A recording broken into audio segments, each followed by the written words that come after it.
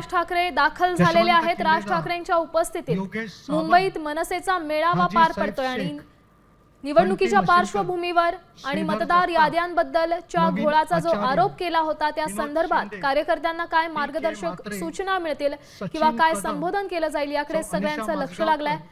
निवडणूक आयोगाच्या भेटीनंतर तातडीनं पक्ष संघटना सज्ज ठेवण्यासाठी राज ठाकरेंनी हे पाऊल उचललंय असं बोललं जात आहे। उल्हास भोईर, सौ कस्तुरी देसाई, आगामी राजकीय घडामोडी आणि पक्षाच्या तयारीच्या दृष्टीनं गोरेगाव नेस्को इथं मनसेचा हा मेळावा पार पडतोय आणि या मेळाव्यातच सध्या राज ठाकरे दाखल झालेले आहेत।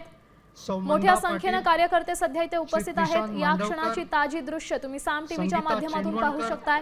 राज ठाकरे सध्या मेळाव्यासाठी दाखल झालेले आहेत।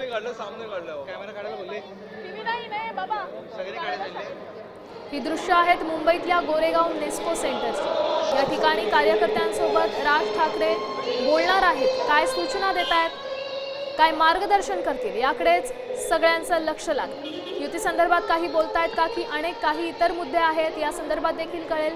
त्याचसोबत निवडणूक आयोगावर जे आरोप करण्यात आलेत, मतदार याद्यांच्या घोळासंदर्भात जे आरोप करण्यात आलेत किंवा मतदार याद्यांमध्ये मतदारांचे दुबार नाव नोंदणी हा एक मुद्दा असेल, या सगळ्या मुद्द्यांवर राज ठाकरे आज बोलणार असल्याचं सांगितलं जात आहे। आणि या क्षणीची ही ताजी दृश्य तुम्ही पाहताय। मेळाव्यासाठी राज ठाकरे गोरेगावमध्ये दाखल झाले।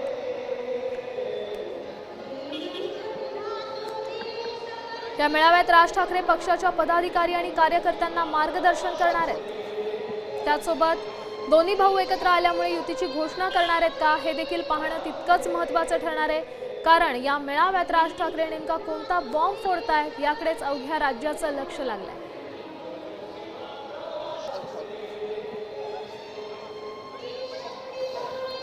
मुंबईत मनसेचा मेळावा पार पडतोय आणि राज ठाकरे कोणावर निशाणा साधतायत हे पाहणं तितकंच महत्त्वाचं आहे, कारण आगामी स्थानिक स्वराज्य निवडणुकांच्या पार्श्वभूमीवर सगळ्याच पक्षांनी कंबर कसली।